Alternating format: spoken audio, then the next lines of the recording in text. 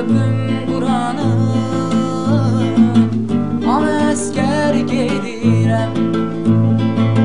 Söylə xeyir duanı, ana əskər gedirəm.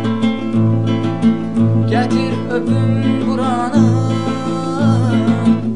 ana əskər gedirəm mən, ana əskər gedirəm. Üç rəngli bayrağımı dönə dönə öpərəm. Yurdun hər qarışını candan əziz bilərəm.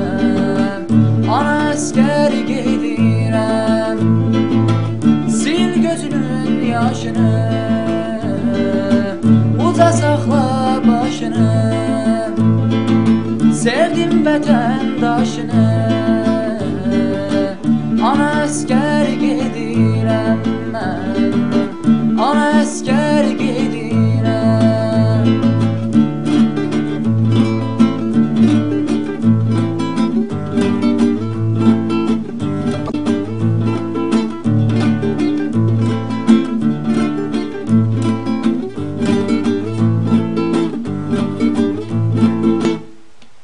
Ölsəm qara bağlama, oğul deyib ağlama. Ölsəm qara bağlama,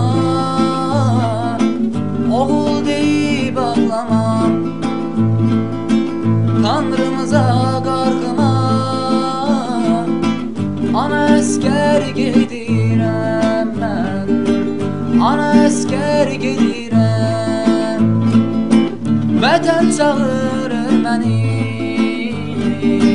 gedim qoruyum səni.